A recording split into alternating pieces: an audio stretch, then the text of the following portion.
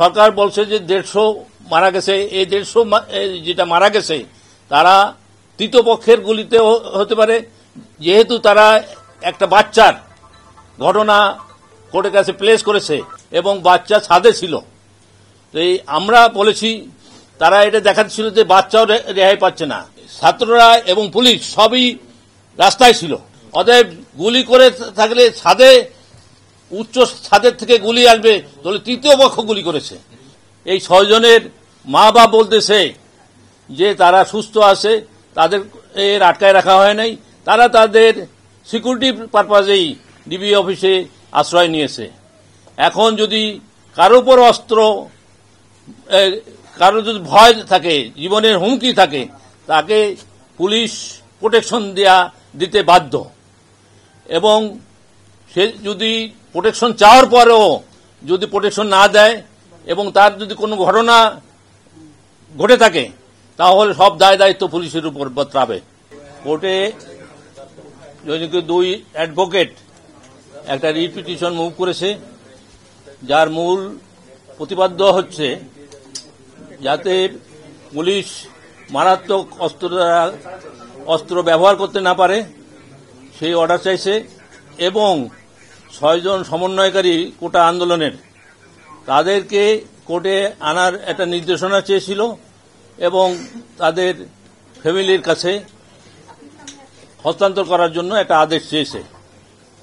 এর উপর পিটিশনার পক্ষের অ্যাডভোকেট হিয়ারিং করেছে, আমরা তার জবাব দিয়েছি। আপনারা জানেন যে গতকালকে ডিবি কার্যালয়ে এই 6 জন সমন্বয়কারীর পিতা এবং মাতা এবং অন্যান্য ক্লোজ রিলেশন এই 6 জন সমন্বয়কারীর সাথে দেখা করেছে। দেখা করার পরে পরিষ্কারভাবে প্রেসে স্টেটমেন্ট দিয়েছে যে তাদের ছেলে এবং মেয়ে সকলে ভালো আছে এবং তারা তাদের সেফটির জন্য ডিবি অফিসে এসেছে। এটা কমিউনিকেট করেছে জাতীয়ভাবে এবং আপনারা শুনেছেন।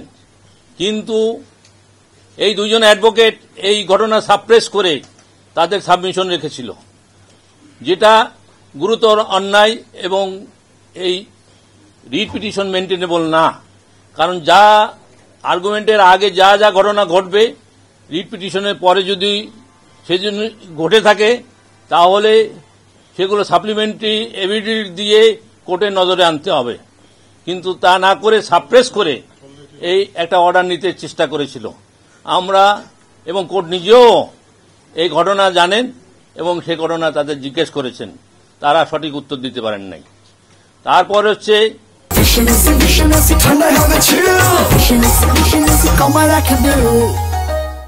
এই 6 জনের মা বাপ বলতেছে যে তারা সুস্থ আছে, তাদের আটকায় রাখা হয় নাই, তারা তাদের সিকিউরিটি পারপাজেই ডিবি অফিসে আশ্রয় নিয়েছে। এখন যদি কারো উপর অস্ত্র, কারো যদি ভয় থাকে, জীবনের হুমকি থাকে, তাকে পুলিশ প্রোটেকশন দিতে বাধ্য।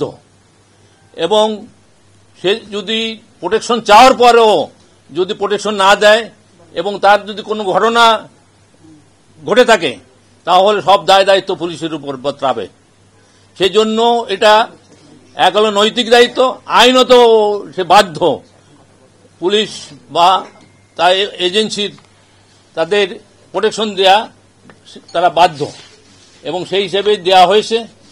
এখন তার মা বাবা বলতেছে যে তারা কোনো সরকার তাদের আটকায় রাখে নাই, কিন্তু এই 2 জন অ্যাডভোকেট বলছে যে তাদের ডিটেইন আটক রাখা হয়েছে। তো তাদের অ্যারেস্ট করলো না আটকায় রাখলো, সেদিকে তারা আলোকপাত করে নাই।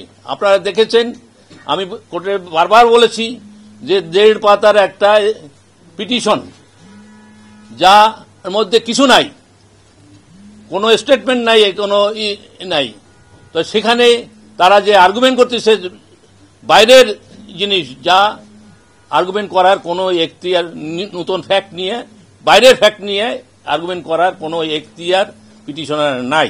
আমি বলতে চাইছি যে যেখানে সরকার বলছে যে 150 মারা গেছে, এই 150 যেটা মারা গেছে তারা তৃতীয় পক্ষের গুলিতে হতে পারে, যেহেতু তারা একটা বাচ্চার ঘটনা কোর্টের কাছে প্লেস করেছে।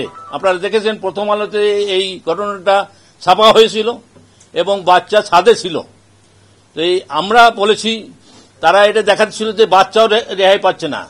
আমরা বলেছি যে বাচ্চা ছাদে ছিল, এটা আমরা সরকার পক্ষ সকলেই এর জন্য দুঃখিত এবং আমরা মর্মাহত।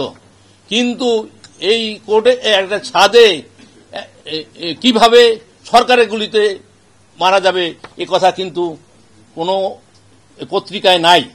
তো কে গুলি করেছে? যে ছাদে গুলি হয়েছে তার থেকে উপরের ছাদের থেকে তাকে গুলি করা হয়েছে, এ কথা আমরা কোর্টকে বলেছি। তা আরো বলেছি যে ছাত্ররা এবং পুলিশ সবই রাস্তায় ছিল। আমাকে বলতে দেন, রাস্তায় ছিল। অতএব গুলি করে থাকলে ছাদে, উচ্চ ছাদের থেকে গুলি আসবে, তাহলে তৃতীয় পক্ষ গুলি করেছে।